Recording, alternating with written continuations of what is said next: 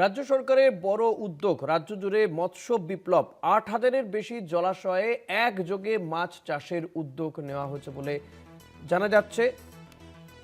দেবাশিস সেনগুপ্ত রয়েছেন আমার সঙ্গে টেলিফোনে। দেবাশিস, কি জানা যাচ্ছে বিষয়ে রাজ্য সরকারের এই যে উদ্যোগ সম্পর্কে?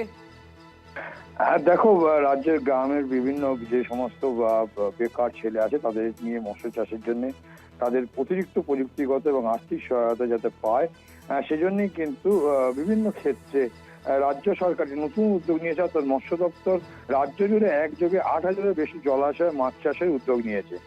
জল ভরো এই প্রকল্পের আওতায় রাজ্যের ২০টি জেলা ও একটি মহকুমাকে মাছ চাষের জন্য বেছে নেওয়া হয়েছে। মোট বরাদ্দ করা হয়েছে ৪,৪৪,০০,০০০ টাকারও বেশি।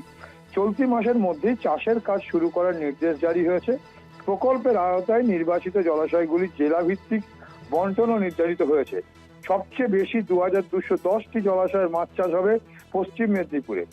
পূর্ব মেদিনীপুরে অনুমোদন দেওয়া হয়েছে ২,০০০টি জলাশয়, উত্তর ২৪ পরগনায় ৬০০টি, কোচবিহারে ৫৫০টি, উত্তর দিনাজপুরে ১১০টি জলাশয়ে চাষ হবে।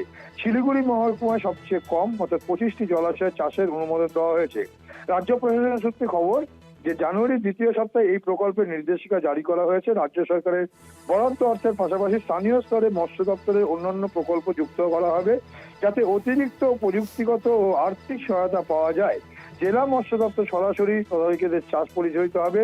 লক্ষ্য উৎপাদন বৃদ্ধি ও পাশাপাশি গুণমান নিয়ন্ত্রণ, এবং এর পাশাপাশি যারা এই মৎস্য চাষ করবে তাদের আর্থিকভাবে যাতে সহায়তা দিতে পারে রাজ্য সরকার, সে প্রচেষ্টাতেই এই উদ্যোগ, যে উদ্যোগকে বড় উদ্যোগ বলে বলছে সাথে যারা এই মৎস্য চাষের সঙ্গে যুক্ত রয়েছে তারা যেমন ব্যক্তিরাই।